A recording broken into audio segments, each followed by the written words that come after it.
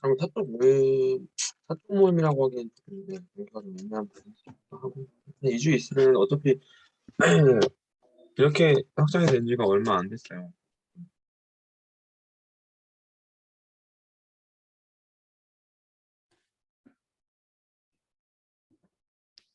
네, 시작하겠습니다. 우선 시작하기 전에 우리 중간고사 때가 돼서 중간고사 일정을 조사하더라고요. 그래서 중간고사를 우리 중간고사 주에 우리 수업 시간에 보겠습니다. 중간고사 주 수업 시간이 보면 날짜가 18일주 4월 18일주가 중간고사거든요. 그러니까 2주 후에 20일 수요일 수업 시간에 중간고사 볼 거고 저, 20일?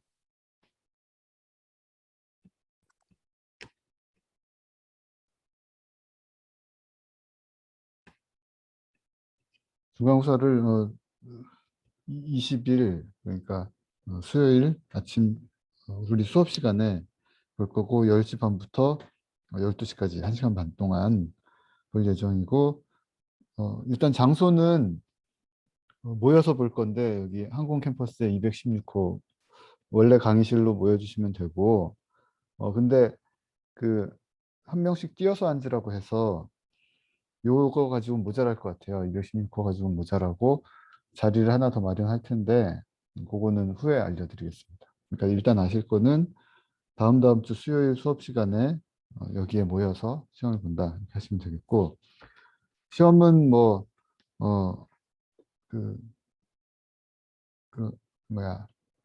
아무거나 펴놓고 보셔도 되겠습니다. 오픈북으로 하셔도 되고요. 노트나 이런 것들 다 펴고 보셔도 되겠어요. 그리고 내용은 아마 지금 오늘 7번째 매트릭스 example 얘기할 거고 한 10번째 정도 이 매트릭스 멀티플리케이션 요 정도까지를 내용으로 중간고사 내용으로 생각하면 되겠습니다. 시간이 지금 수업이 4번 남았는데 이거 하나씩 가야 될 것 같아요. 중간고사 대해서 뭐 질문이나 물어볼 거 뭐 해야 될 말 있는 분 있어요? 사실 지금 배운 게 별로 없어가지고 한 주 더 미뤘으면 좋겠는데 그래도 아무래도 여러분들 중간고사 그 기간 안에 보는 게 더 편할 거라고 생각이 되어서 남들 다 볼 때 그냥 보려고 하고요. 정 미루는 게 더 좋다는 분들은 저한테 메일로 보내주시면 그런 의견이 많으면 한 주 미루든지 그렇게 하겠습니다. 하여튼 지금은 다음 주 수요일 수업 시간에 보는 걸로 생각하세요. 별다른 의견이 있으시면 메일로 주시고 지금 주셔도 좋고 아니면 진행하겠습니다. 지금 매트릭스 저번 시간에 봤던 건 매트릭스 벡터 멀티플리케이션 이런 이야기였고 매트릭스 example 몇 가지 간단하게 살펴보고 그 다음 슬라이드가 뭐더라?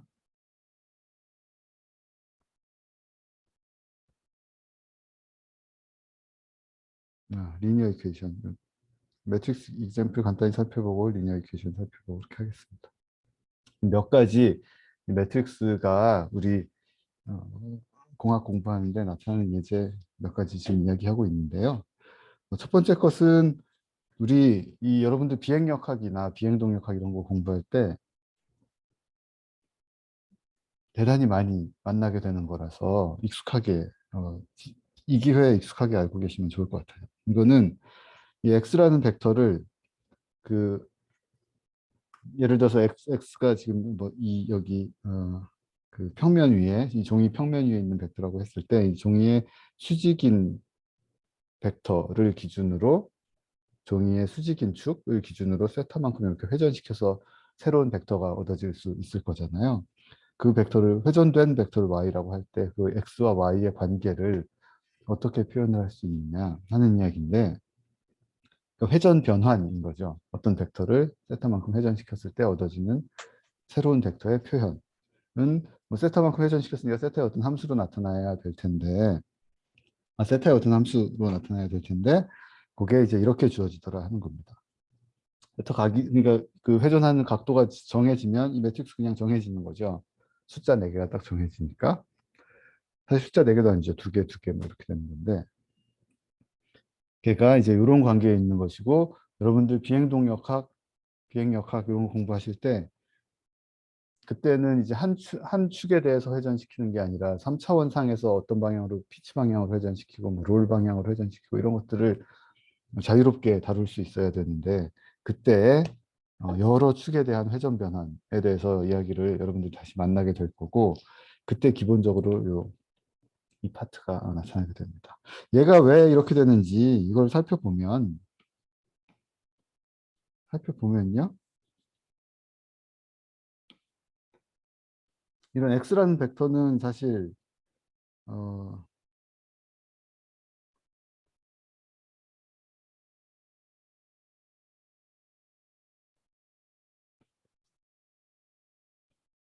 회전돼서 y가 이만큼 세트만큼 회전돼서 y가 나타나는데 이제 뭐 결국에 이쪽에 이제 E1이라는 축이 있을 것이고 평면을 표현하기 위해서 E2라는 두 축이 있겠죠. 그리고 x 벡터는 어떻게 표현되죠? E1 방향의 첫 번째 원소 더하기 E2 방향의 원소 x2만큼 이런 표현으로 나타날 수가 있잖아요. 그러면 y 새롭게 만들어진 y는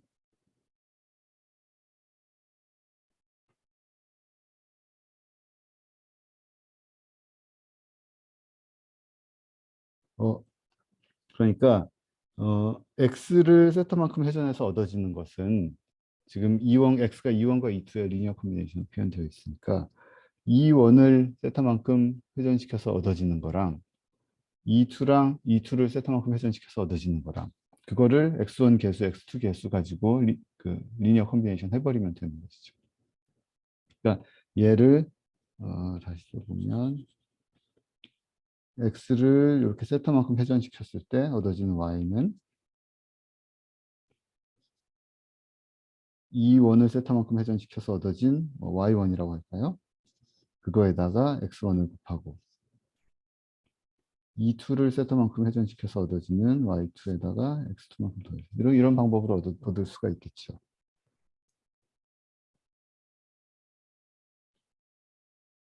그러니까 Y는 AX 이렇게 될 텐데 X가 결국에는 E1 곱하기 X1 더하기 E2 이렇게 순서를 바꿔서 이렇게 쓸 수가 있겠죠. 그러면 이 뒷부분이 어떻게 표현이 되나요? E1, E2 벡터를 이렇게 쌓아놓고 X1, X2 이렇게 벡터 매트릭스 곱으로 표현할 수가 있는 거죠. 그렇죠? 이 둘은 벡터 둘이 쌓여있는 이제 얘가 이제 2x2 매트릭스고 얘는 이제 2x1 벡터고 거기에서 우리가 얘를 먼저 그럼 살펴보겠다는 겁니다.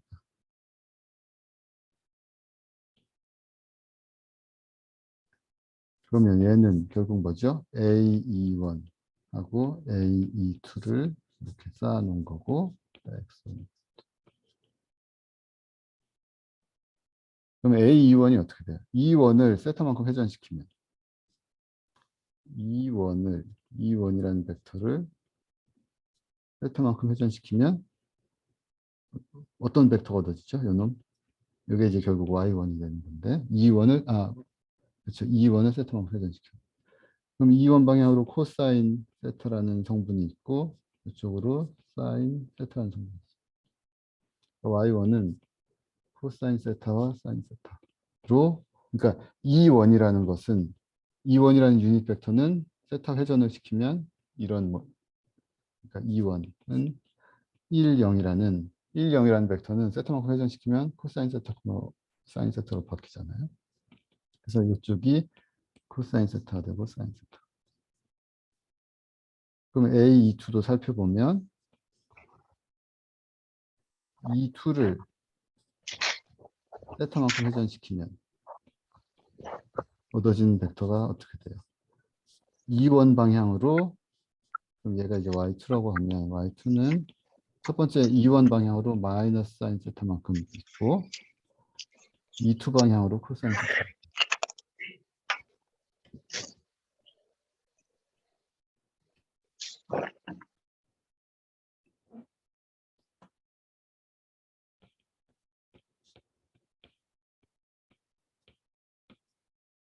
그래서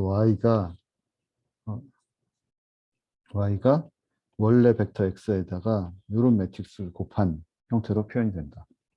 이렇게 할 수가 있겠습니다.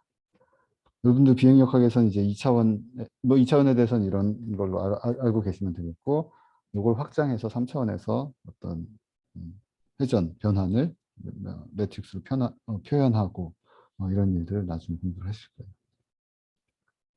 또 다른 예제 또 살펴볼까요? 여기 보면 셀렉터라고 되어 있는데요. 셀렉터는 뭐냐면 다름이 아니라 어떤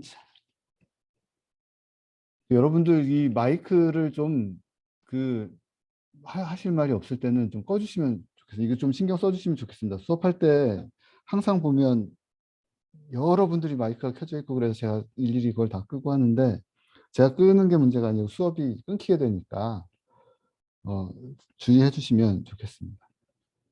여러 번 말씀드렸는데 셀렉터는 별게 아니라 n개의 n차원 벡터를 입력받아서 그 중에 몇 개의 원소만 출력해주는 A인 거예요. 예를 들어서 X가 X1, X2 이런 4차원 벡터다. 그리고 여기에서 예를 들어서 두 번째, 세 번째 원소만 뽑아내고 싶다.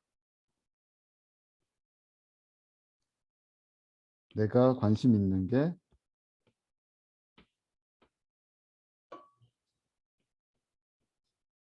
두 번째, 세 번째 원소 뽑아내고 싶다고 하면 얘는 이 원래 벡터 X에다가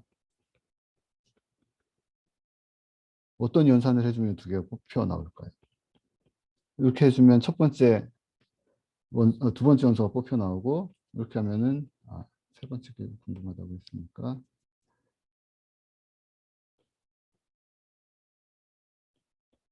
이렇게 써주면 돼. 이거를 이제 셀렉터라고 그냥 부른 겁니다.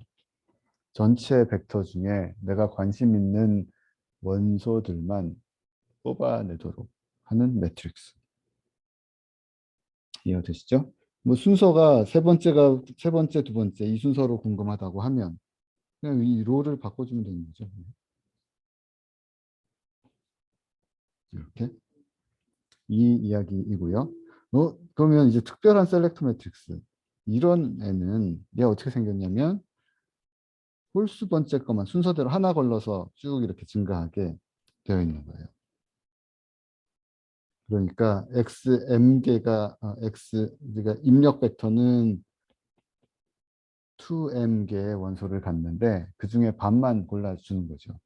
첫 번째, 세 번째, 다섯 번째, 일곱 번째 뭐 이렇게 골라주는. 이걸 뭐라고 하죠? 데이터가 쭉 있는데 시간에 따라서 계측된 데이터가 쭉 있는데 하나 걸러 하나씩만 뽑아요. 다운 샘플을 한다고 하죠. 그러니까 데이터 사이즈를 줄이고 여러분들 이미지 같은 것도 깨끗한 원래 이제 뭐라 하죠? 원본 이미지는 깨끗한데 여러분들 용량을 줄이기 위해서 사이즈를 줄이고 이렇게 만들 수 있잖아요. 그렇게 해서 이제 뭐 굳이 그렇게 큰 해상도가 필요하지 않을 때는 사이즈를 줄여서 할 텐데 그때 이제 그 샘플 그 다운 그때 이제 그 뭐죠? 그 소프트웨어가 하는 짓이 그 픽셀 전체 쭉 가면서 그 중에 몇 개 걸로 몇 개씩만 몇 개 걸로 하나씩만 이렇게 뽑아내는 거죠. 이게 반으로 다운샘플하면 데이터가 반으로 줄어들고 뭐 이미지 같으면 양쪽으로 다운샘플하면 4분의 1로 크기가 줄어드는 그런 게 되겠죠. 이 다운샘플링 그리고 셀렉션 이런 것들 전부 다 매트릭스 이렇게 원래 데이터에다 매트릭스 곱한 형태로 나타낼 수 있다는 거 알 수 있겠습니다. 이미지 크로핑 뭐죠? 이거는 이미지에서 일정 구간만 뜯어내는 거. 이거 또 셀렉터의 일종이라고 볼 수 있겠죠. 여기에서 이 4개짜리 데이터에서 가운데 부분만 뜯어내는 크롭한다고 하잖아요.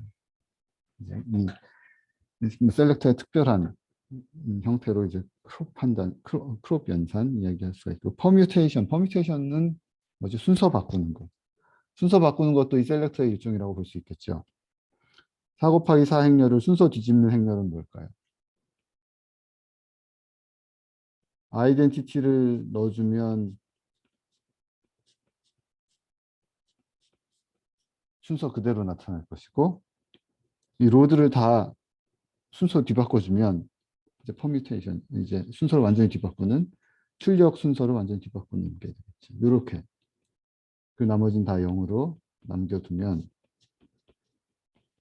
여기다가 x 원래 입력 벡터 x를 곱하면 뭐가 나오겠어요? 순서 바뀐 채로 나오겠죠. 첫 번째 출력은 x4가 나오고 그다음에 x3, x2 이렇게 나오겠죠. 퍼뮤테이션은 순서를 뒤진다는 이야기는 그러니까 순서 지금처럼 완전히 뒤바꾼다, 그러니까 리버설 한다는 이야기는 아니고 내 원하는 대로 임의의 순서로 섞는다는 그런 의미가 되겠는데요. 근데 결국 이 매트릭스의 로를 이렇게 뒤집으면 얻을 수가 있겠죠. 인시던스 매트릭스는 우리 그때 요즘 뭐 많은 사람들이 관심이 있는 게 뭐 군집이나 수험, 굉장히 많은 개체들이 협동하면서 뭔가를 이루어 나가는 그런 시스템, 다개체 시스템 이런 것들에 관심이 많다고 했고 그때 그래프 이론, 그래프 표현법을 사용을 해서 멀티 에이전트 시스템을 모델링하고 표현하고 이런 것들 얘기 잠깐 했었는데요. 그거에 이어서 여기 이제 인시던스 매트릭스라고 이름을 부르고 있는데 이건 뭐 어떤 의미냐면 여기 지금 이 그래프 표현 있죠. 엣지와 노드들로, 그러니까 엣지는 요 파란 걸 엣지라고 했고 노드는 요 점들을 노드라고 했습니다. 그러니까 동그라미들 노드, 이게 엣지. 그러면 이 노드들과 엣지들 간의 관계를 표현하는 매트릭스. 그래서 AJ 매트릭스는 A라는 그 인시던스 매트릭스는 이쪽으로는 노드의 개수, 이쪽으로는 엣지의 개수. 이만큼이 되고, 그리고 엣지 J에서 노드 I로 뭔가 들어가면, 엣지 J가 노드 I로 들어가면, 예를 들어서 엣지 3이 여기서는 엣지 3이 노드 3으로 들어가고 있죠. 그러면 그러니까 A 33에다가 1을 써준다는 거예요. 그리고 여기 같은 경우는 엣지 3은 노드 2로 들어가는 게 아니고 노드 2에서 나오고 있죠. 그때는 A32에다가 마이너스 1을 써주고. 이건 모든 엣지에 대해서 모든 노드와 모든 엣지에 대해서 이걸 살펴보면 첫 번째 엣지에 대해서 1번 엣지 요놈 빨간색이 1번 엣지에 대해서 뭘 하고 있나 살펴보면 1번 엣지가 있는데요. 1번 엣지 1번에서 나왔죠. 그리고 1번에서 나와서 2번으로 들어가는 엣지죠. 그러니까 1번에서 들어가서 2번으로 나오는 엣지. 이렇게 마이너스 1과 1을 여기에 써줄 수 있겠습니다. 그럼 두 번째 엣지는 2번. 요 엣지.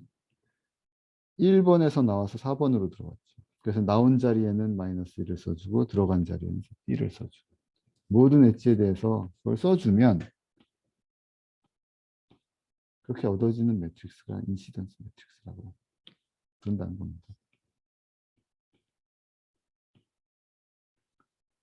결국 엣지들과 노드 간의 관계를 알려주는 이 그래프에서 엣지들과 노드 간의 관계를 알려주는 그런 매트릭스가 되겠어요. 그러면 여기에서 지금 살펴볼 수 있는 게 뭐냐면 이 인시던스 매트릭스에서 각각 컬럼은 어떤 특성을 가지고 있어요? 모든 컬럼에는 마이너스 1이 하나 나타나고 1이 하나 나타나고 그렇죠. 왜냐하면 모든 컬럼은 엣지를 의미하고 그 엣지는 어디선가 출발해서 어디선가 들어가니까 이렇게 나타낼 수가 있겠고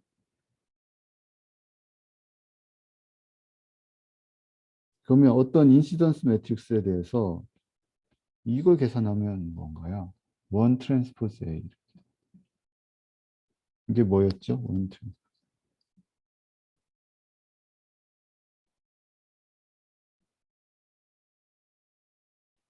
원 트랜스포즈 곱하기 어떤 벡터 A의 첫 번째 컬럼을 A1이라고 하면 원 트랜스포즈 A1 하면 뭐예요? A1의 모든 원소의 합이죠.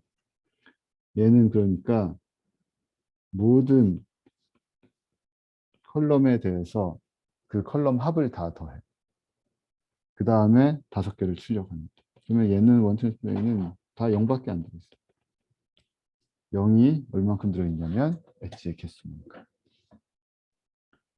인시던스 매트릭스는 그런 특성을 가지고 있구나 생각을 해볼 수가 있겠습니다. 정의에 의해서 당연하죠. 그거는 아까 말씀드린 것처럼 모든 엣지는 어디선가 나와서 어디선가 들어가고 그걸 마이너스 1하고 플러스 1로 표시했으니까 컬럼별로 다 더해버리면 다 0이 되는 거 당연하죠. 그럼 원 트랜스포즈 A는 뭐 0이고 A1은 여기 원하고 여기 원은 다른 원이죠. 사이즈가 달라. 얘는 4개짜리고 얘는 5개짜리고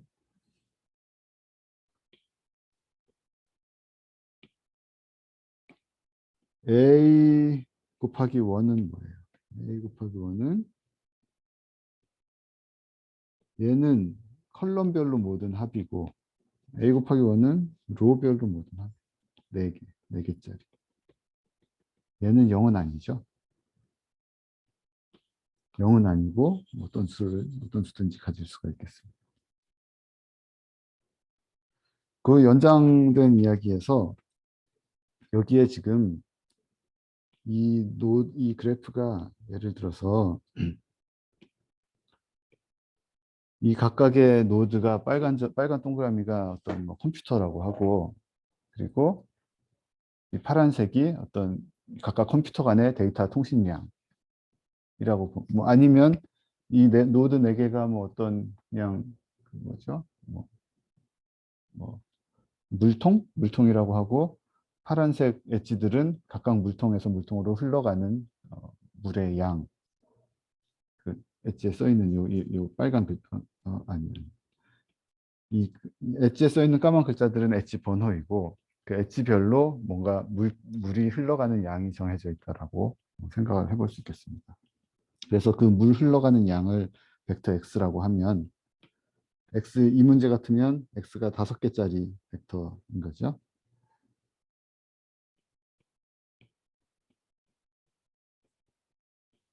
그래서 x4 같은 경우는 요 엣지 4번 엣지를 통해서 흘러가는 물의 양, x2 같은 경우는 이 두 번째 엣지를 통해서 흘러가는 물의 양. 뭐 이렇게 정의를 하면 각각의 그러니까 이 엣지 통로별로 지나가는 물의 양, 뭐 통행량 이렇게도 볼 수가 있겠습니다. 그렇게 정의를 하면 뭐 여기 뭐 예를 들어서 이게 뭐 열이 얼마나 전달이 되느냐, 사람이 얼마나 지나가느냐, 돈이 얼마나 지나가느냐, 정보가 얼마나 지나가느냐, 뭐 이런 뭐 굉장히 많은 예를 설명할 수가 있겠죠. 그러면 이 xj 예를 들어서 x4가 0보다 크다는 것은 이 4번 링크를 통해서 물이라고 하면 물이 이쪽 방향으로 흐른다라고 이해를 하면 되겠고 XA가 X4가 음수라고 하면 반대 방향으로 물이 흐른다. 이렇게 할 수도 있겠고. 그러면 여기에서 AX를 하면 무엇이냐? X 5개가 각각 엣지별로 흐르는 물의 양이라고 하면, 정보의 양이라고, 어떤 양이라고 하면 거기에다 A를 곱합니다.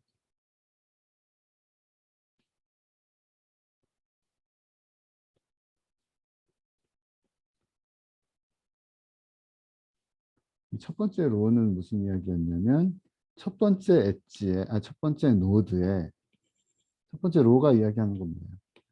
인시던스 매트릭스에서 로는 다 전부 노드들을 이야기하고 컬럼은 다 엣지들을 이야기해요. 첫 번째 로가 이야기하는 것은 첫 번째 노드에 1번 엣지가 나가고 2번 엣지가 나가고 4번 엣지가 들어온다는 이야기인 거잖아요. A의 첫 번째 로가 하는 이야기인 겁니다.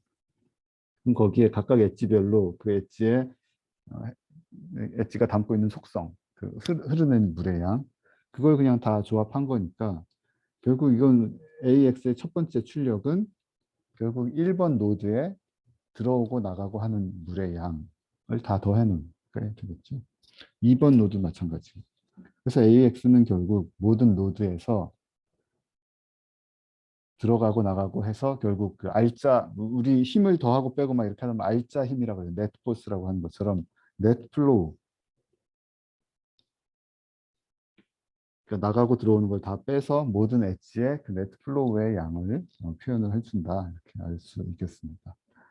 그러니까 그 AX, 그 출력의 i번째 원소는 i번째 노드의 넷플로우를 의미한다.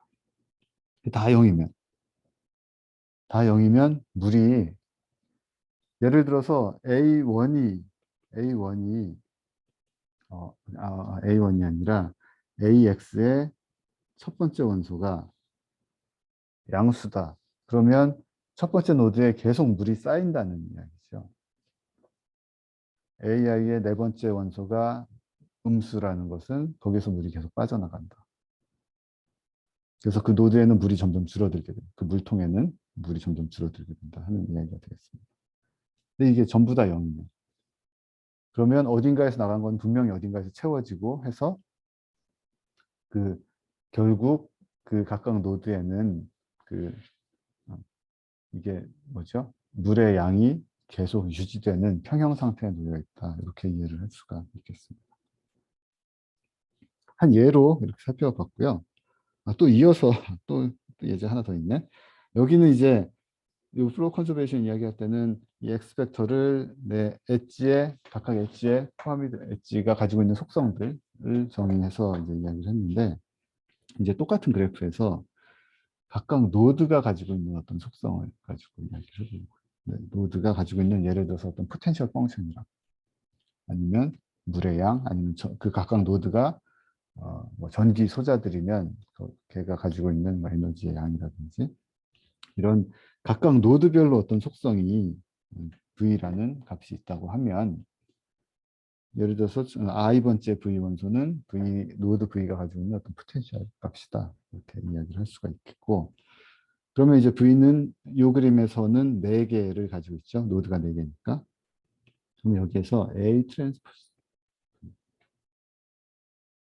여기에다가 얘를 트랜스포즈하고 V를 곱하면 A 트랜스포즈 V 한다는 것은 결국 뭐냐면 이 4개하고 V하고 이너 프로덕트하고 요거하고 V하고 이너 프로덕트하고 뭐 그런 거죠. 그럼 결국 뭐예요? 첫 번째 A 트랜스포즈 V의 첫 번째 원소는 첫 번째 원소는 결국 뭐냐면 V1과 V2의 차이인 겁니다. A 트랜스포즈 V와 A 트랜스포즈 V의 두 번째 원소는 첫 번째 V와 네 번째 V의 차이 이렇게 볼 수가 있죠. 그러니까 결국 A 트랜스포즈 V가 출력해 주는 건 뭐냐면 모든 엣지에 대해서 그 엣지가 연결하고 있는 노드들 간의 차이, 그 포텐셜 값의 차이라고 이야기할 수가 있죠. HV 계산에서 새로운 U라고 하면 각각 엣지, 그 모든 엣지에 대해서 각 그 엣지들이 연결하고 있는 노드들의 차이들을 그냥 출력을 해주는. 그럼 거기에다 우리 그때 이야기한 것처럼 디렉토리 에너지를 다시 계산을 해보면 어떻게 될까요? 얘가 크면 그 차이들이 우리가 그러니까 얘가 결국 뭐냐면 우리 디퍼런스 매트릭스 살펴본 적 있잖아요. 어떤 벡터 쭉 있을 때 인접한 두 원소들끼리의 차이들을 쭉 출력한 거.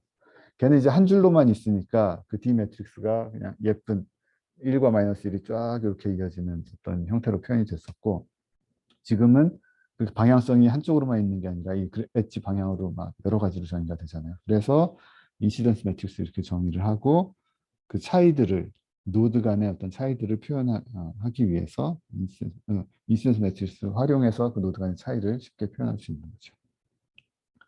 결국 모든 엣지별로 그 엣지들이 연결하는 노드들의 포텐셜들의 차이를 다 종합해 놓은 거, 제곱해서 더해 놓은 거, 이게 이 에너지라고 볼 수 있겠습니다. 그리고 이 에너지가 작다고 하면 그 노드들이 다 비슷한 양을 가지고 있다라고 볼 수 있겠고, 이 에너지가 크면 노드들이 차이를 되게 많이 그 각 가지고 있는 포텐셜들이 차이가 굉장히 다르다, 이렇게 볼 수가 있겠습니다. 지금 두 가지 지금 회전 변환 여러 개 이야기했네요. 벌써 회전 변환 이야기했고, 그다음에 셀렉터, 이 전부 다 결국 뭐였냐면 어떤 매트릭스에다가 어떤 벡터에다가 매트릭스 곱한 형태로 표현될 수 있는 것들, 그런 예제들이었는데요. 인시던스 매트릭스, 어떤 매트릭스의 어떤 예제였고, 플로우 컨저베이션, 그리고 그 에너지, 차이 에너지, 이런 것들은 결국 인시던스 매트릭스의 어떤 엣지의 속성 값이라든지 노드의 포텐셜들을 곱해서, 벡터 매트릭스 곱해서 어떤 표현할 수 있는 그런 값들이었어요. 여기에도 마지막 이야기하는 이 컨볼루션도 이건 여러 군데에서 쓸모가 많은 이야기인데요. 오늘 이야기했던 이 회전 변환, 이건 여러분들 항공공학 공부하기 때문에 굉장히 중요하고 앞으로 많이 만날 거고, 셀렉터, 이건 어디에서나 굉장히 뭐 간단하기도 하고 어디에서나 만나게 될 이야기고, 인시던스 매트릭스, 이거는 뭐 앞에 얘기했던 두 개보다는 여러분들이 만날 일이 좀 덜 할 수도 있겠습니다. 마찬가지고, 컨볼루션, 얘는 나중에 여러분들 제어공학이라든지 신호처리 이런 것들을 공부하시게 되면 이것도 항상 달고 사셔야 되는 그런 개념이 되는데요. 컨볼루션 정의부터 이야기해 보면 두 벡터 간의 정의가 되는 겁니다. 두 벡터 간에 우리가 이너 프로덕트 정할 수 있고, 지금 매트릭스와 벡터는 사이즈가 맞으면 매트릭스와 벡터 간에 곱 정할 수 있잖아요. 정의할 수 있잖아요. 그리고 벡터와 벡터 간에 곱 비슷한 거는 정의하기를 우리 지금까지 이너 프로덕트만 정의를 했었고, 그리고 매트릭스와 벡터와 스칼라는 그건 항상 곱이 정의될 수 있는. 그리고 그때 제가 벡터와 벡터 간에는 곱이 우리 이너 프로덕트 이야기했고, 다른 여러 가지 곱이 있다고 말씀드렸는데 그 중에 하나입니다. 이너 프로덕트들은 벡터 둘이 사이즈가 같아야만 정의할 수 있었잖아요. 근데 여기 컨볼루션은 사이즈 관계없이 두 벡터, 임의의 사이즈 두 벡터에 대해서 정의를 할 수 있는데요. 이 식을 읽을 게 아니라 A가 4차원 벡터, B가 3차원 벡터라고 했을 때 컨볼루션 C는 이런 6차원 벡터를 출력하는데, 어떻게 출력을 하냐면 첫 번째 원소는 이 A와 B의 원소들을 곱하는데, 이 원소, 첫 번째 원소잖아요. 여기 보면 여기 A와 B를 인덱스 합이 2가 되도록 모든 조합을 찾는 거예요. 인덱스 합이 2가 되는 모든 조합은 하나밖에 없죠. 여기 1번, 여기 1번 뽑아내야 합이 2가 돼요. 그렇게 해서 C1을 만들고 C2에는 인덱스 합이 3이 되는 모든 조합을 다 찾는 겁니다. 그러면 1, 2하고 2, 1 이렇게 있겠죠.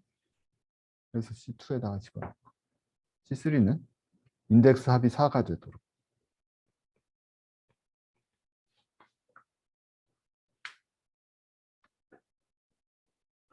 C4에는 인덱스 합이 5가 되도록 5가 되는 모든 조합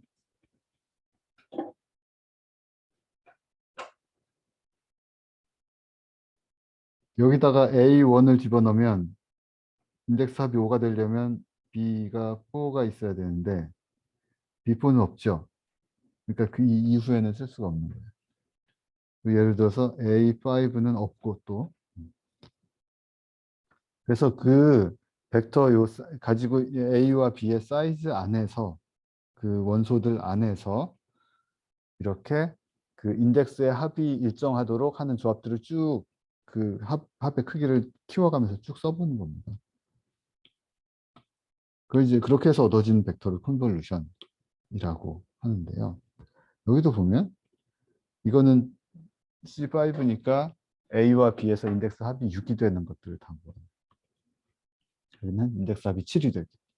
그럼 C7은 있어요? 인덱스 합이 8이 되는 조합은 여기에서 없죠. A1, A2, A3, A4까지 있고 B1, B2, B3까지. 이거 두 개 해봤자 인덱스 총합이 7이니까 여기에서 이제 끝나는 거예요.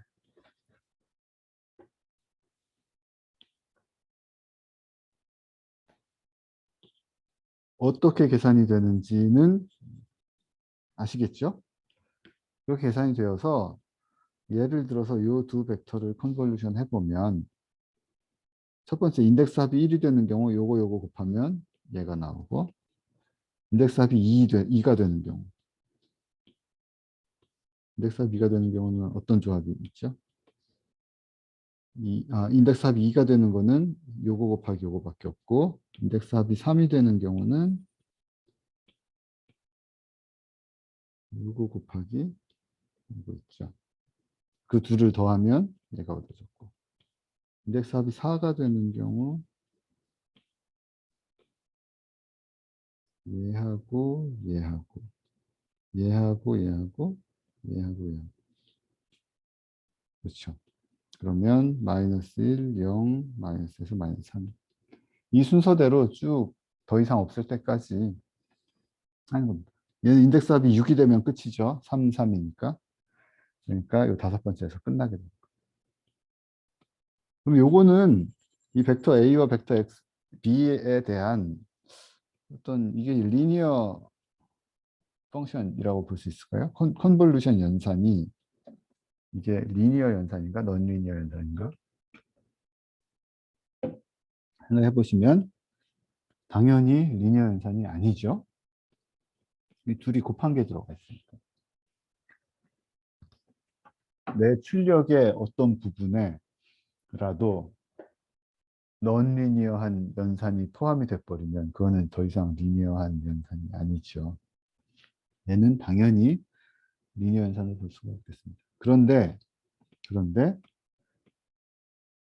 한 벡터를 고정해 놓으면 예를 들어서 고정된 A에 대해서는 이건 B에 대한 리니어한 연산이죠. A를 고정시켜 놓으면 A를 고정시켜 놓으면 얘들은 이 A들은 다 어떤 상수고 그리고 B에 대해서 다 상수 곱해서 리니어 컨비네이션 해놓은 거니까 다 하나가 고정되면 또 하나는 리니어 연산이다라고 알 수 있어요. 예를 들어 B를 고정하면 B를 고정해 똑같이 B를 다 고정해버리면 A에 대한 리니어한 텀들만 남기 때문에 하나를 고정해버리면 이건 리니어 연산을 볼 수 있고 얘를 그러면 이거 매트릭스와 벡터 곱으로 A를 고정했을 때 매트릭스와 벡터 곱으로 표현해 볼 수 있을까요? A를 고정해 놓고 B1, B2, B3 이렇게 해서 요 출력을 어떤 매트릭스와 B의 곱으로 표현할 수 있나요? 첫 번째 원소는 어떻게 쓰면 돼요? 첫 번째 로에다가 지금 이 T에 있는 컬럼이 3개 있어야 되죠? 컬럼이 3개 있어야 되고 첫 번째 로에다가 뭐 써주면 돼요? 1, 0, 0 이러면 첫 번째 원소가 1이 아니라 A1 그러면 첫 번째 원소 A1, B1 나왔죠. 두 번째 원소는 A1, B2, A2, B1 세 번째 원소는요? 세 번째 원소는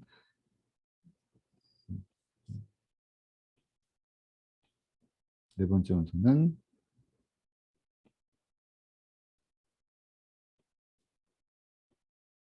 다섯 번째 원소는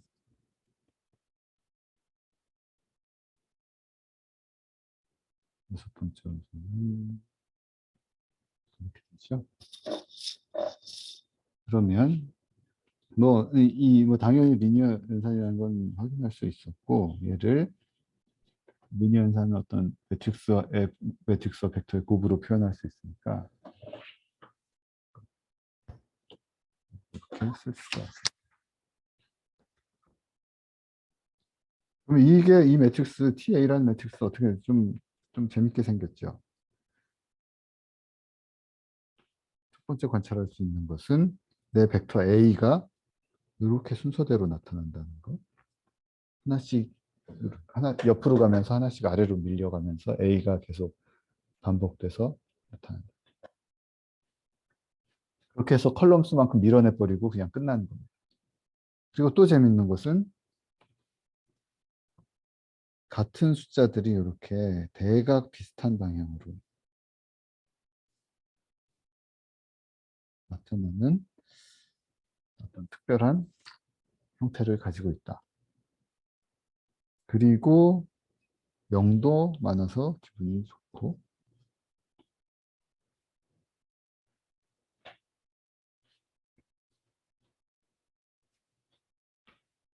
그리고 또 이 결과를 B를 고정한 형태로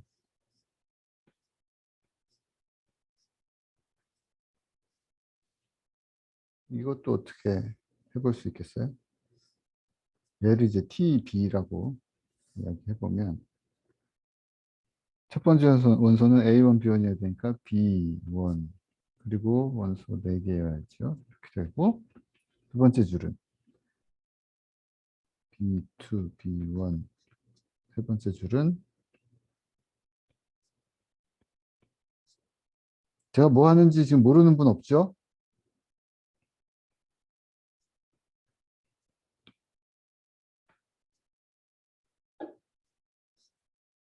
네 번째 줄 어때요? 네 번째 줄은 A1은 작용 안 하고 다섯 번째 줄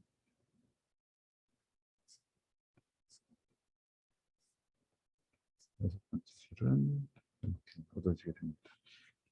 그러면 이것도 지금 A와 B의 역할을 바꿔서 왼쪽에 오른쪽에 이렇게 썼는데 이것도 보면 B 벡터가 이렇게 하나씩 밀려가면서 나타나고 또 대각 방향 비슷한 방향으로 같은 숫자들이 이렇게 배치되어 있고 이런 특별한 형태를 가지고 있고요.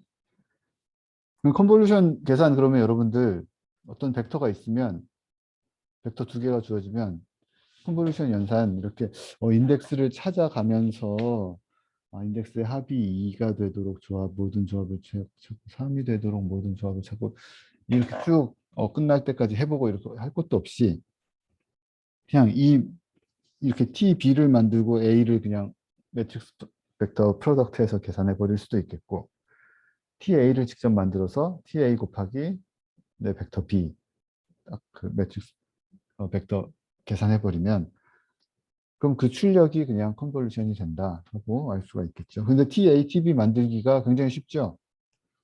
이 벡터는 그냥 있는 거고 얘는 상대 벡터들을 그냥 하나씩 밀려서 쭉 0으로 가득 채운 다음에 상대 벡터들 0으로 하나씩 밀면서 쭉 세워놓으면 되는 거니까. 이런 식으로 쉽게 컨볼루션을 계산할 수가 있겠습니다. 컨볼루션 제가 아까 요거 계산할 때 한번 보세요. 제가 뭐 했는지. 아까 첫 번째는 요거 곱했고 두 번째 계산에는 뭐 했어요? 요거 곱하고 요거 곱하고 세 번째 계산에서는 세 번째 원소 계산할 때는 요거 곱하고 요거 곱하고 요거 곱하고 이런 거 있죠. 이건 뭐 한 거랑 비슷하냐면 x제곱 더하기 0x 빼기 1 곱하기 2x제곱 더하기 x 빼기 1 요거 전개하면 다항식 전개하면 다항식 전개할 때 여러분들 어떻게 해요? 요거 처음에 요거 곱해서 가장 높은 차수 만들고 그 두 번째로 높은 차수는 어떻게 계산하나요? 요거 곱하고 요거 곱해서 얻고 세 번째로 높은 차수는 요거 곱하고 요거 곱하고 요거 뭐 이렇게 얻잖아요. 그렇게 해서 차수 계속 내려가면서 이 연산을 하는데 지금 제가 컨볼루션 계산할 때 한 연산하고 똑같습니다. 컨볼루션 결과가 뭐냐면 이 결론의 다항식의 개수들이에요. 2x 4수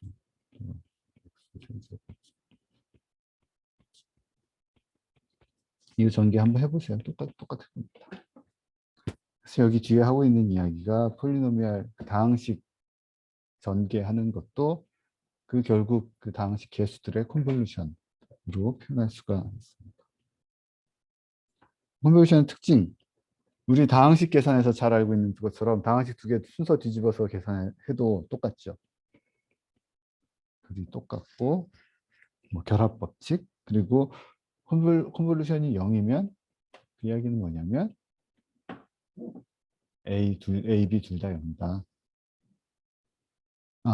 둘 다 0이다가 아니라 둘 중에 하나는 0이다. 이런 것들을 알 수가 있겠습니다. 그리고 우리 컨볼루션에서 이야기한 거 제가 아까 이 매트릭스 만들었죠. 제가 왜 T라는 이름을 붙여서 했냐면 이 컨볼루션 C가 그러니까 어떻게 잠깐만요. 이렇게 생겼죠. C는 컨볼루션 결과는 A와 B에 지금 이 별표가 우리 프로그래밍 할 때는 스칼라들끼리 곱하는 의미로 이렇게 쓰는 그냥 곱이라는 의미로 쓰는데 일반적으로 수학에서는 컨볼루션을 표현하기 위해서 이 별표는 여러 가지 의미로 쓰이기도 하는데 꼭 컨볼루션만이 아니고 근데 컨볼루션을 표현할 때 벡터 간의 컨볼루션을 표현할 때 이렇게 별표로 표현을 합니다. 그래서 이건 뭐예요? 아까 TA 곱하기 B 이렇게 표현할 수도 있고 TB 곱하기 A 이렇게도 표현할 수가 있죠. 거기에서 나타난 이런 T라는 제가 이 T라고 이름을 붙여놓은 매트릭스를 토플리스 매트릭스. 토플리스 매트릭스는 여기에서부터 시작해서 다이아고널 방향으로 같은 애들이 쫙 배치되어 있는 그런 매트릭스를 토플리스 매트릭스라고 부릅니다. 이 TB가 제가 아까 위에서 쓴 TB 이거이죠. 다이아고널에 있는 그러니까 여기에서 다이아고널은 정사각형 행렬의 다이아고널을 이야기하는 게 아니라 어떤 원소가 지금 이 방향 그러니까 컬럼 인덱스가 하나 증가하고 로도 하나 증가하고 그 이제 같은 만큼 증가한 방향으로를 이제 여기에서는 이제 다이아고널이라고 부른 거예요. 토플리스 매트릭스 살펴봤고 그래서 이 컨볼루션이 왜 이렇게 많이 사용이 여러분들 컨볼루션이란 말을 어디서 들어봤어요? 신호철이고 뭐 제어고를 떠나서 요새 그 난리를 치는 인공지능이 뭐 영상 인식하고 이런 거 굉장히 잘한다잖아요. 그런 그 딥 뉴럴 네트워크가 그런데 이제 영상을 인식하고 이제 사람의 두뇌를 모방하고 이러는데 굉장히 성능이 좋다고 많이 알려져 있는데 그 딥 뉴럴 네트워크 중에 영상 인식에 굉장히 좋은 성능을 나타내는 그런 네트워크를 CNN이라고. CNN이란 말 많이 들어봤죠. 컨볼루셔널 뉴럴 네트워크. 뉴럴 네트워크는 어떤 그 인공지능 그 구조 안에 어떤 노드들이 막 있고 노드와 엣지들 이렇게 막 연결이 되는. 우리 아까 노드와 엣지들 이야기했죠. 노드와 엣지들이 막 연결이 되어 있는 그런 걸 뉴럴 네트워크라고 하고 그 연산이 거기에서 그 노드와 엣지들이 어떻게 연결이 되어 있냐면 이 컨볼루션을 표현하도록 이게 연결이 되어 있다고 해서 이제 컨볼루셔널 뉴럴 네트워크에서 CNN 이렇게 이제 많이 부르는데요. 아마 컨볼루션이란 말보다 여러분들 CNN이란 말 요새는 더 많이 들어봤을 것 같습니다. 왜 그렇게 그 이미지 처리하는데 성능이 영상 인식하고 그런데 성능이 좋냐면 컨볼루션이 기본적으로 자연 현상에서 나타나는 것들을 많이 모방을 해주기 때문에 그래요. 동력학이라든지 예를 들어서 이 X가 이런 타임 시리즈 얘가 이제 X예요. 타임 시리즈 신호라고 얘기를 해봅시다. 그러면 그 X와 이렇게 3분의 1 3개짜리 3개가 되어 있는 조그만 벡터 A를 컨볼루션 해놓은 거. 그걸 생각을 해보면 그러니까 그 원래 신호 X와 A를 컨볼루션한 출력을 그렇게 해서 얻어진 출력을 Y라고 하면 그 Y는 모든 K에 대해서 이렇게 쓸 수가 있어요. 아까 요 A를 지금 X에다가 N 차원 벡터 X에다가 그 A를 컨볼루션 한다는 거죠. 그러니까 좀 이렇게 쓸 게 아니라 컨볼루션 한다면 A1, A2 지금 3분의 1씩으로 정해져 있으니까 컨볼루션 하는 것은 다름이 아니라 3분의 0.3이라고 그냥 씁시다. 3분의 인수라서 쓰기가 3분의 1, 3분의 1, 3분의 1이 줄줄이 놓여 있는 이런 벡터를 곱한다는 거잖아요. 그러면 모든 시간에 대해서 살펴보면 어떤 세 개의 인접한 원소 세 개의 평균을 계산한 거예요. 이렇게. 인접한 원소 세 개 아니고 직선 세 개. 그래서 모든 YK는 이렇게 XK의 로 시그널에다가 직전 세 개, 그러니까 현재 포함 직선 세 개의 평균을 계산해 놓은 걸 출력해 주는 거예요. 그러니까 여기에다가 컨볼루션 씌워 놓으면 어떤 게 얻어지냐면 이렇게 삐죽삐죽한 예를 들어서 여러분들이 센서에서 데이터를 읽었을 때 드론을 날려서 그 자세가 자이로 센서에서 가속도 값을 이렇게 읽어서 보면 신호가 깨끗하지가 않고 노이즈가 막 껴서 지글지글 뭐 얘처럼 이런 신호들이 껴 있잖아요. 거기에 이 간단한 컨볼루션 연산을 해버리면 노이즈가 굉장히 많이 제거된 좀 뾰족뾰족한 것들이 많이 제거된 이런 것들을 얻을 수가 있습니다. 그리고 또 거꾸로 이야기해서 굉장히 깨끗한 이미지였는데 여러분들이 그 사진을 찍는데 건물의 사진을 찍으면 가만히 서서 찍으면 깨끗하게 찍히잖아요. 그런데 그 똑같은 사진을 차를 타고 빠른 속도로 이동하면서 사진을 딱 찍으면 옆으로 쫙 밀려서 흐트러진 게 아니라 옆으로 약간 그러니까 이제 뭉개진 이런 이미지 볼 수가 있잖아요. 그런 것들도 전부 다 이 컨볼루션 연산으로 표현을 해버릴 수가 있습니다. 한 가지 보여드리면 좀 말 나온 김에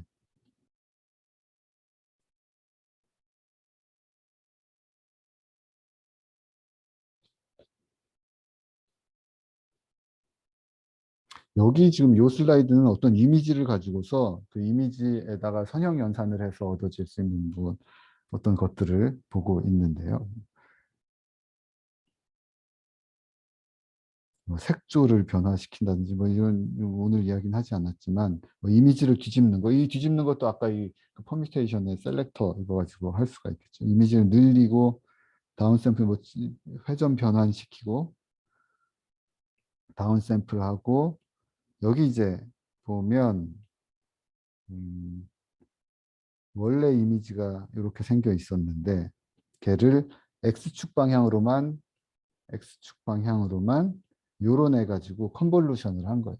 그러니까 이전 9개를 가지고 평균을 내버린 거죠. 어떻게 되겠어요? 옆방향으로만 쫙 이렇게 흐려진 그런 이미지가 얻어지게 되는 거예요. 이 차이 디퍼런스 이미지, 얘 같은 경우는 아까 그 노드와 엣지 거기에서 디리클드 에너지 계산하는 것처럼 A 트랜스포즈 V 해서 이제 얻을 수 있었던 그런 것들이고요.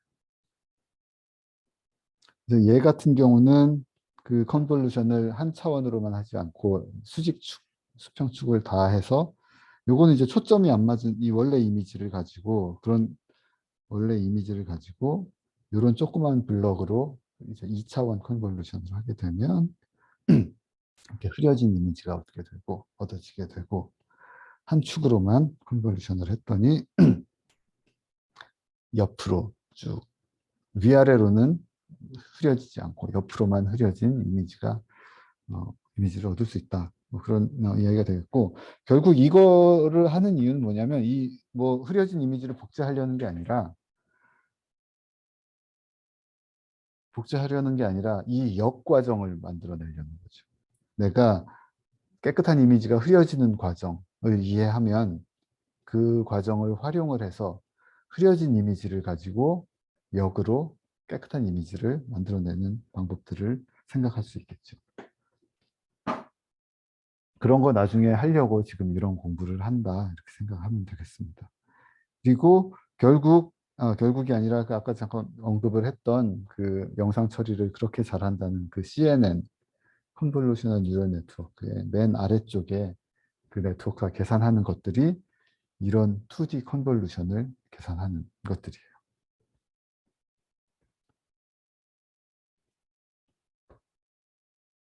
이런 특성들 살펴봤고, 오늘은 여기까지만 이야기를, 저 다음 슬라이드로 넘어가지 못하겠네요. 뒷부분이 또 이야기가 꽤 있어서, 그리고 또 하나 컨볼루션 예제. 지금 컨볼루션 예를, 컨볼루션 정의했고, 여러분들 직접 유용하게 써먹을 수 있는 다항식 연산하는 거, 이런 것들 예제 하나 또 살펴본 것이고, 컨볼루션을 이런 토플리스 매트릭스를 활용해서 매트릭스 벡터 곱으로 표현할 수 있다. 그래서 되게 쉽게 계산할 수 있다.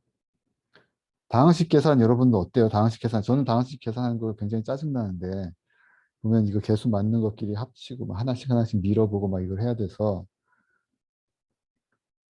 그런데 그런 거를 이제 컴퓨터한테 시키면 컴퓨터한테 뭐 복잡한 인스트럭션들을 만들어서 이렇게 시킬 수 있겠지만 제 생각에는 이렇게 토플리스 매트릭스 내 개수들 쭉 붙여서 뭔가 한 번에 자동적으로 이 매트릭스를 생성한 다음에 일반적인 매트릭스 벡터 멀티플리케이션 곱을 시켜버리면 훨씬 쉽게 계산할 수 있을 것 같습니다.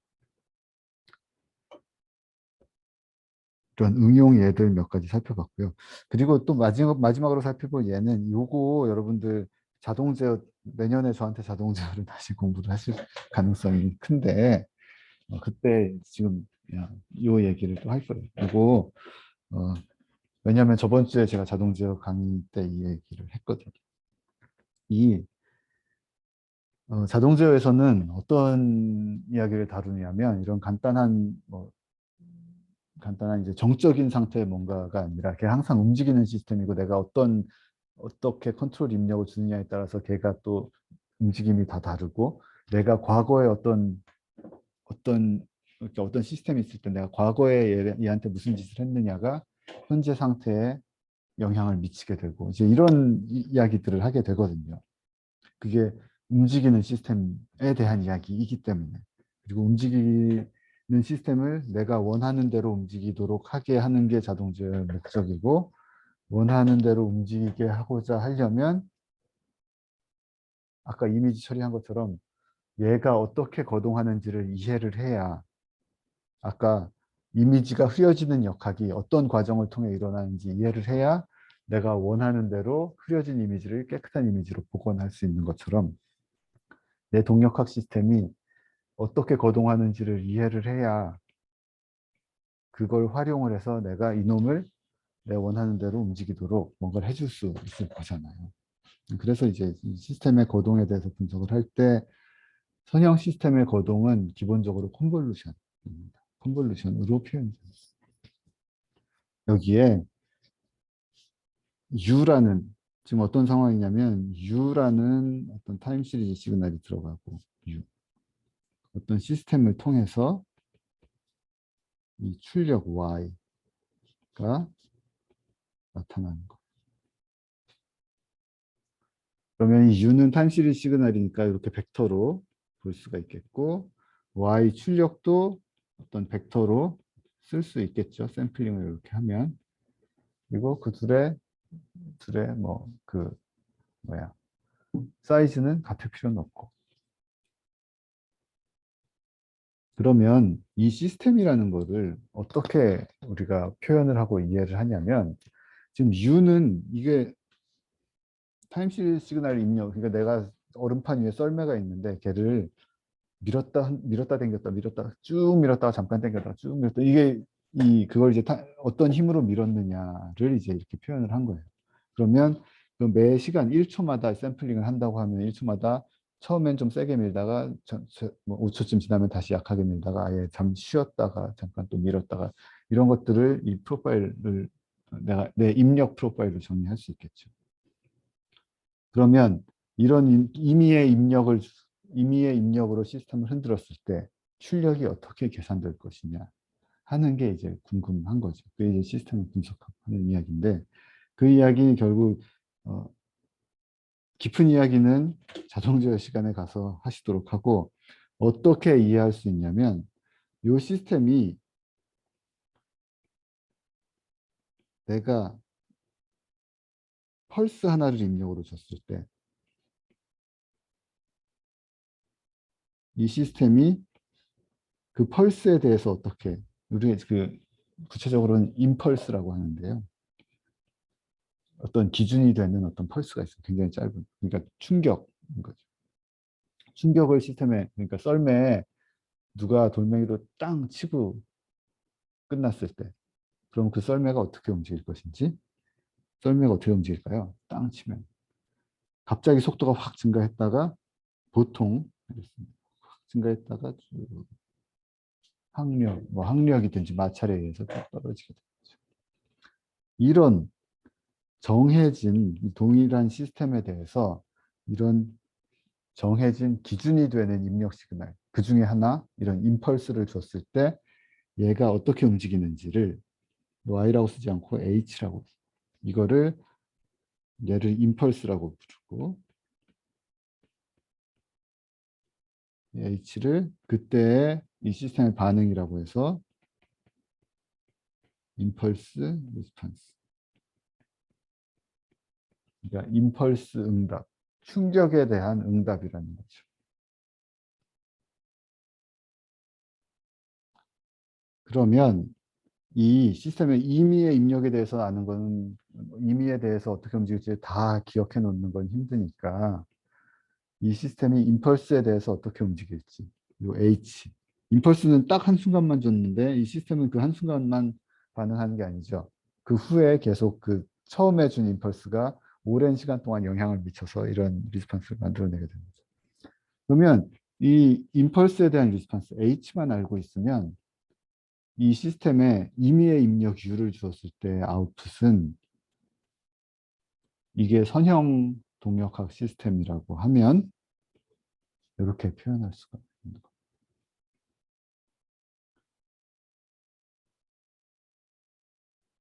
이거 다시 써보면 어떨까요? Y는 아까 토플리스 매트릭스 활용을 해서 써보면 U라는 입력 시그널이 쭉 이렇게 들어갈 때 U, N까지 있죠. H와의 컨볼루션은 어떻게 쓸 수 있었냐면 H를 이렇게 쌓아놓고 이게 H 또 이어서는 H를 하나 밑으로 밀고 이렇게 토플리스 매트릭스 만들 수가 있죠. 쭉 진행을 시키고 얘를 TH라고 이야기할 수 있겠고, 그러면 그 컨볼루션 이야기 여기에서 알 수 있는 게 바로 보이는 게 뭐예요? 이게 바로 보이실지 모르겠는데 이게 결국 Y1, Y2 이건 거잖아요. 이 종이를 제가 지금 돌릴 수가 없는데 돌려놓고 보면 90도 돌려놓으면 Y1은 뭐죠?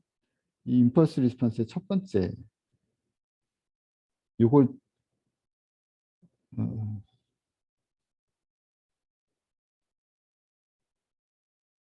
그러니까 U1에다가 요걸 곱한 게 첫 번째 이게 되는 거고 어, 얘를 아, 여기 종이가 빈 종이가 좀 있으면 좋겠 잠깐만요. 다시 여기로 가서 지금 토플릿 매트릭스를 H가 이렇게 쭉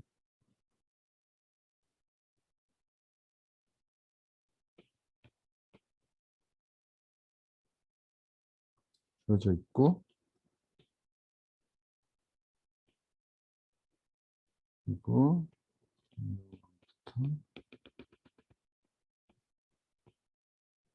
얘가 결국 뭐였냐면 y1, y2부터 y의 어떤 끝까지 이게 얻어진 거죠.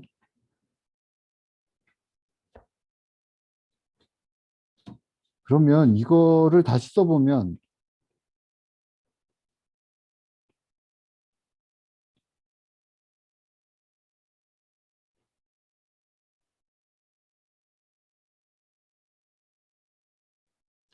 써보면 여기 나머지는 다 0이잖아요. 여기 다 0이라서 U1을 이쪽 안쪽으로 얘를 이 안쪽으로 집어넣고 U2를 이 안쪽으로 집어넣고 해서 얘가 H예요. 다 임펄스 리스폰스들.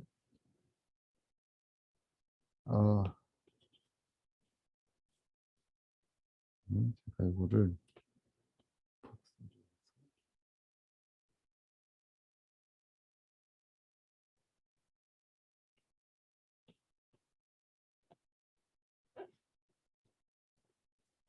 얘가 U들을 다 집어넣으면 결국 이게 뭐냐면 이 안에가 H가 아니라 이제 HU 참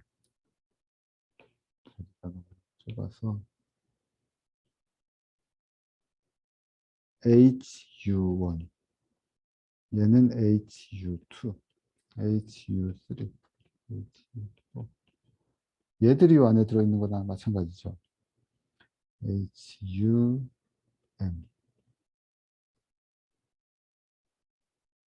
요거를 지금 얘를 한 줄로 펴놓으면 이쪽에서 보면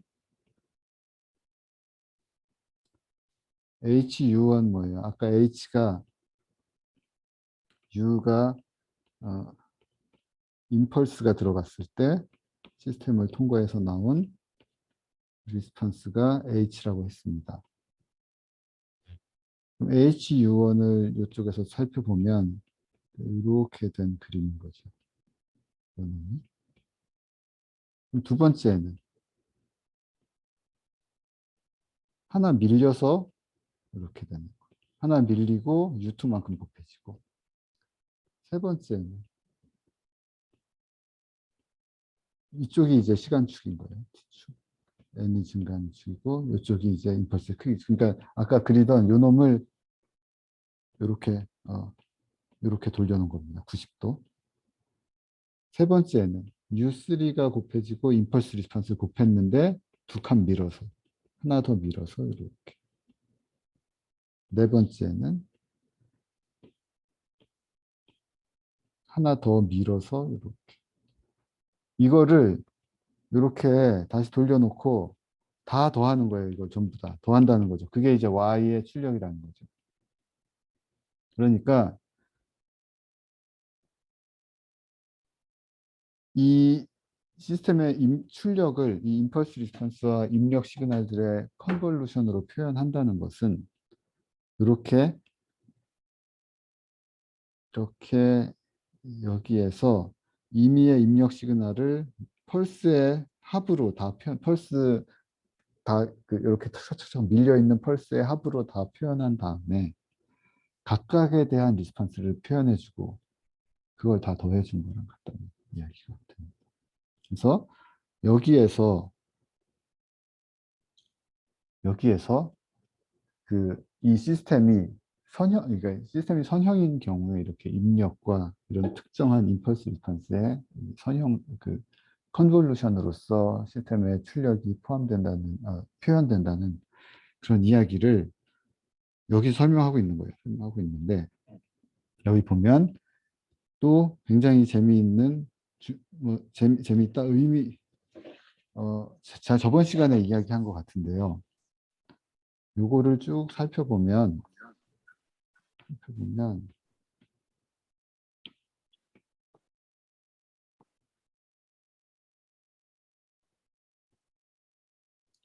I번째 출력은 제가 예전에 저번 시간에 로어 트라이앵귤러 매트릭스를 살펴보면서 이게 자연스러운 시그널, 그러니까 물리적인 시스템, 자연에 존재하는 시스템의 입력 출력 관계를 표현한다. 뭐 이런 이야기를 했었습니다.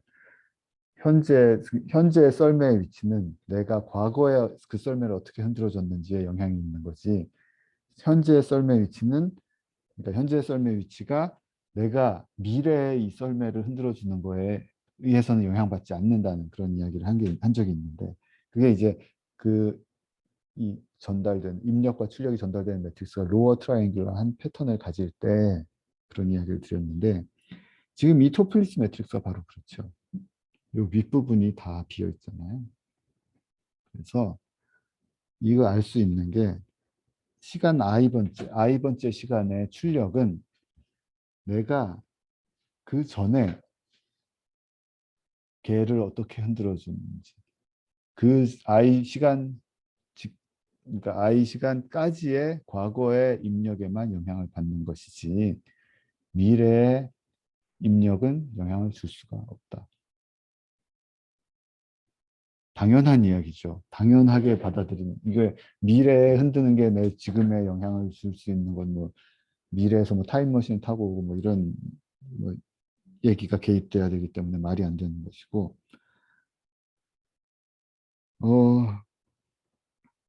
그래서 지금 이 컨볼루션을 활용을 해서 이 모든 것들이 이제 표현이 될 수 있고 이제 선형 시스템 우리 자동 제어에서 공부를 할 모든 내용이 선형 시스템에 대한 이야기인데 그런 이야기들이 이 컨볼루션을 이 토플리스 매트릭스로 표현하고 과거와의 인과성 제가 그때 코잘리티라고 이야기를 했는데 그 인과성 그러니까 과거의 원인이 현재의 상태에 영향을 준다 뭐 이런 이야기를 지금 컨볼루션을 통해서 조금 약간 이렇게 이야기를 할 수가 있겠습니다. 이런 이유로 영상이 자연에서 내가 차를 타고 가면서 흔들리게 찍히는 영상 이런 거라든지 실제 물리 시스템에서 내가 입력을 어떻게 줬을 때 출력이 어떻게 나타나는지 이 모든 것들이 다 컨볼루션을 사용을 해서 표현이 되기 때문에 사실 이 두 예제는 특히 맨 마지막 예제는 굉장히 지금 이야기 어려운 예제일 수 있는데 소개를 드리는 이유는 그만큼 중요하고 물리적 시스템을 표현하는 방법 중에 하나로 이 컨볼루션을 활용할 수 있다. 이런 것들, 그러니까 이 중요성을 설명하기 위해서 설명을 드렸습니다. 오늘 여기까지만 해야 될 것 같네요. 뒤에 지금 중간고사까지 세 번 남아서 하루에 하나씩 슬라이드를 마치는 걸 목표로 하겠습니다. 9번, 10번 슬라이드 굉장히 중요하니까 중간고사에도 중요하게 반영이 될 거니까 네, 중간고사 직전에 본다고 좀 대충 보고 이러지 않아야 될 것 같습니다. 네, 오늘 여기까지 하고 혹시 처음에 못 들으셨던 분들 위해서 다시 말씀드리면 중간고사는 2주 후에 수요일 수업 시간에 그러니까 정확하게 2주 후죠. 오늘로부터 2주 후에 20일 수업 시간에 여기 모여서 보는 걸로 이렇게 이야기를 했습니다. 네, 오늘 수업 여기서 마치겠습니다. 질문 있는 분들 있으세요?